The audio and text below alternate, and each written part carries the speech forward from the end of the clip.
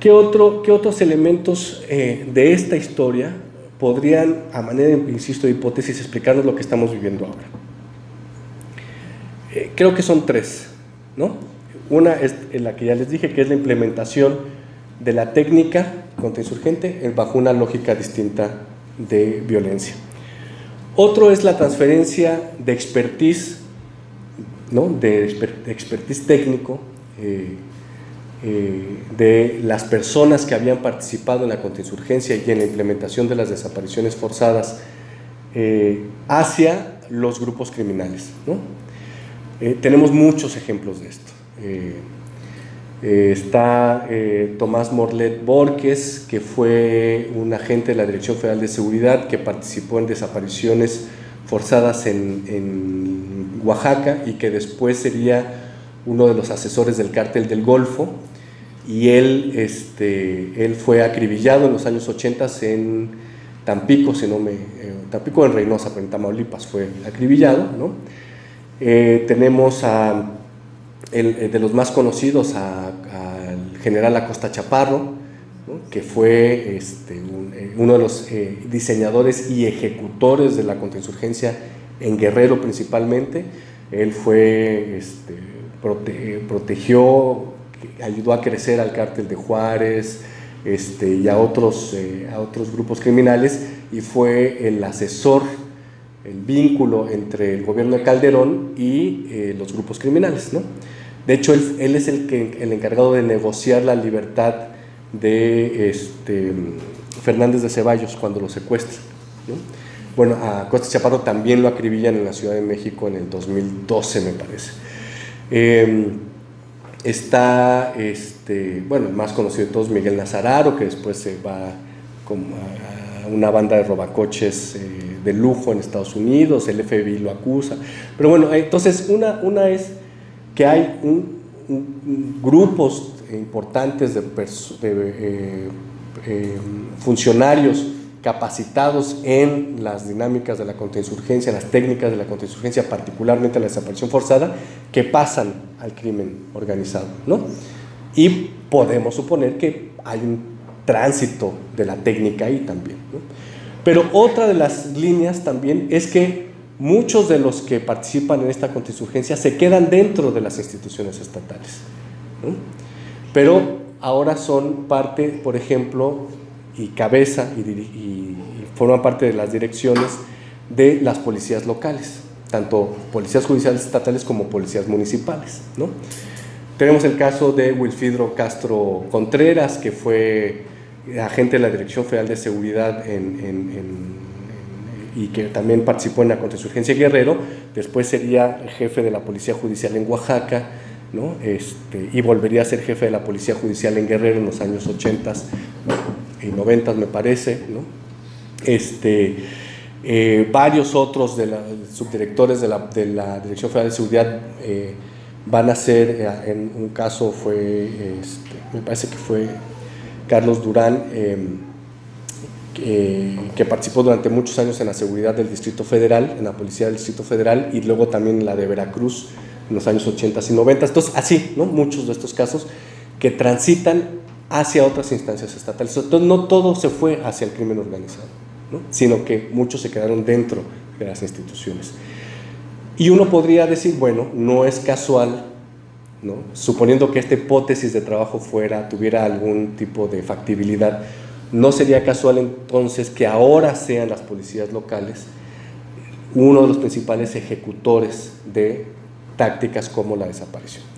No estoy diciendo que estas líneas justifiquen todo lo que tenemos ahorita, ¿no? Sino solamente estoy apuntando a algunas hipótesis por las cuales este fenómeno pudo alcanzar primero una transición de ser un instrumento de la violencia de Estado, estrictamente hablando, a manos del crimen organizado, y que no deja de participar el Estado ahí, ¿no? Eso también hay que dejarlo claro. O sea, el Estado sigue participando, pero el Estado también ha cambiado, ¿no? Las formas en que interviene el Estado en la ciudad también son otras. Y bueno, ya para ir cerrando y para dejar algunas preguntas y comentarios si tienen, soy el peor porque nunca me da tiempo. Soy el peor expositor de la vida. Estos son algunos datos actuales. obtenidos de la base del CENAPI, que no recuerdo ahorita, que es un centro de estudio, Centro de Estudio Nacional, algo, de la Fiscalía General de la República, ¿no? Es una base que tiene alrededor de 100,000 observaciones, ¿no? 100,000 casos, que concentra todos los registros sobre personas desaparecidas en México, o que fueron denunciadas como desaparecidas, por cualquier cosa, desde el adulto mayor que se fue con Alzheimer y entonces va a la familia y lo denuncia como desaparecido, hasta las personas que se puede suponer por la denuncia que se hizo que fueron levantadas, ¿no? Por un grupo criminal, etc. Entonces concentra todo. Pero es interesante lo que nos dicen estos datos. Es una base que también tiene todas las deficiencias de todas las bases estatales, pero es muy interesante, ¿no? Entonces, aquí traje solamente 3 estados, porque me parece que además otra de las grandes ventajas de la perspectiva histórica es la posibilidad de comparación, ¿no? Algo que ya sabemos y que además los periodistas nos han enseñado a ver es que la violencia no está circunscrita a las demarcaciones administrativo-políticas, ¿no? O sea, no es decir que solo en el municipio de Zapopan es así y es diferente, ¿no? O sea, es decir, hay circuitos regionales y no solo subnacionales, es decir, entre estados, sino también circuitos transnacionales que nos ayudan a explicar la violencia. Entonces, también los estudios comparativos nos ayudan mucho a esto, ¿no? Entonces, vean el caso de Jalisco, Michoacán y Sinaloa, ¿no? Y cómo la lógica de la desaparición nos está anunciando también una lógica de la violencia. ¿Por qué? Porque uno podría suponer, ¿no?, que Sinaloa, que de manera corriente asumimos que es uno de los estados más violentos de México, tiene menos desapariciones que Jalisco, ¿no? Prácticamente desde el principio de lo que mal llamamos guerra contra el narco, ¿no? Entonces, ¿qué está pasando en Jalisco? ¿Qué lógica de violencia está actuando ahí, que nos está expresando esta dinámica de la desaparición, ¿no? Es Sinaloa. Entonces, esta base concentra la información de quienes fueron denunciados como personas que fueron denunciadas como desaparecidas, y después algunos fueron localizadas vivas, muertas, y las que permanecen desaparecidas, ¿no? Esto es muy interesante porque otra de las cosas que tenemos que introducir es que tenemos que estudiar el fenómeno en su conjunto, ¿no? Usualmente lo que hacemos es estudiar uno de los productos del fenómeno. En este caso, de las desapariciones, nosotros no estudiamos, o lo que se hace por generalidad no es estudiar la desaparición, sino estudiar a la desaparición permanente. No observamos, por ejemplo, a los que sobreviven a la desaparición, ¿no? Entonces, ¿qué pasa con toda la gente que sobrevivió a la desaparición? ¿Dónde está? ¿Por qué? ¿Por qué sobreviven? ¿Cuál es la dinámica, ¿no?, que está funcionando ahí?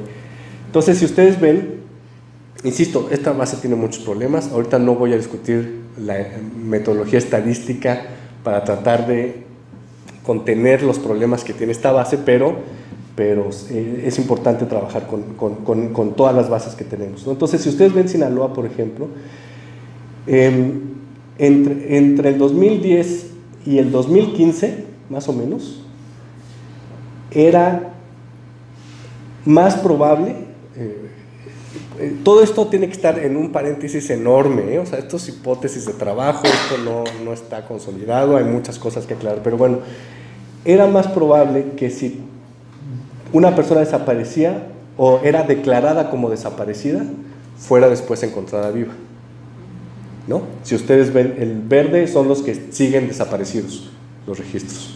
Entonces, si ustedes ven por año, es hasta el 2016 en que la curva cambia, ¿no? Y entonces son más ahora los que permanecen desaparecidos que los que son encontrados o son declarados encontrados, ¿no?, por las razones que sean. Así se expresa espacialmente. Culiacán, ¿no?, está en rojo. Fíjense que no es la zona de donde se supone que está, digamos, el territorio natural, entre comillas, del cártel de Sinaloa, que sería la región de Badiraguato, Choix, los municipios del norte, ¿no? Este es Jalisco. Entonces, si ustedes comparan Jalisco con Sinaloa, la probabilidad, tengo mucho miedo de las palabras que estoy diciendo porque, insisto, es hipótesis de trabajo, pongan un gran asterisco ahí, ¿no? La probabilidad de que una persona declarada como desaparecida sea encontrada viva es casi nula, es muy bajita. Y prácticamente desde el principio, pero si ustedes ven el número de 2017, del grupo de denuncias, ¿no? Es más del 90% siguen desaparecidas. Entonces, claro, a ver, aquí uno podría hacer la primera objeción. Bueno, es que ahí hay un problema del registro. Es decir, nosotros también podemos observar aquí en qué momento la gente comienza a acercarse con mayor confianza a denunciar una desaparición, ¿no? Podría ser eso, y por eso podría explicar que, claro, antes de, o sea, que las denuncias entre vivos, desaparecidos y muertos y encontrados muertos pudiera variar, ¿no? Porque, claro, las personas que tienen familiares que no aparecen a lo mejor no denuncian por lo que sea, pero el caso de Jalisco no, o sea, es decir, siempre fue así, ¿no? O sea, el registro en el caso de Jalisco siempre tuvo personas, la probabilidad de permanecer desaparecido es más alta, ¿no? En términos de la denuncia. Entonces, algo está pasando en Jalisco, y si ustedes observan el mapa, es la zona metropolitana la que nos da los números, ¿no? O sea, es todo Jalisco, ¿eh? O sea, no hay, bueno, salvo los verdes más fuertes, pero prácticamente no hay ni un solo municipio en Jalisco que no haya un registro de denuncia por desaparición, salvo en 4 casos que no sé identificar, que son los de gris, pero es porque no hay información sobre esos municipios, ¿no? Pero bueno, entonces, si uno vuelve, o insisto otra vez con esta perspectiva histórica del análisis espacio-temporal, ¿no? ¿Qué está pasando en este proceso? ¿Cómo está funcionando la lógica de desaparición? ¿Y cómo está funcionando frente a otras experiencias, ¿no? Como Michoacán o Sinaloa, que están muy cerca, pues, y que pueden formar una región, digamos? Hace rato hablábamos y decíamos, bueno, una hipótesis es la disputa de plazas, por ejemplo, ¿no? Que la disputa de plazas pueda acelerar la lógica. Pero tendríamos, y no lo tenemos, Chihuahua es una plaza muy disputada, por ejemplo, y no tiene estos números de Jalisco, ¿no? Jalisco se asemeja más a Coahuila y Tamaulipas, ¿no? Por la lógica. Si vemos Michoacán y Sinaloa, tampoco tienen la misma, y Michoacán no podemos decir que no es una plaza disputada, ¿no? Es decir, y no parece observar. Entonces ahí hay una lógica de violencia que está funcionando de manera distinta, ¿no? Que la desaparición, la técnica, la forma en que se presenta la desaparición, los tiempos en los que lo hace, nos están diciendo algo que no sé. O sea, la gente que trabaja aquí en Jalisco seguro podrá decirme con mucha mayor claridad qué podríamos estar observando aquí, pero sin duda alguna, esto ya yo decía hace rato, los datos, a pesar de que sean muy deficientes, nos ayudan a establecer un primer mapa del análisis.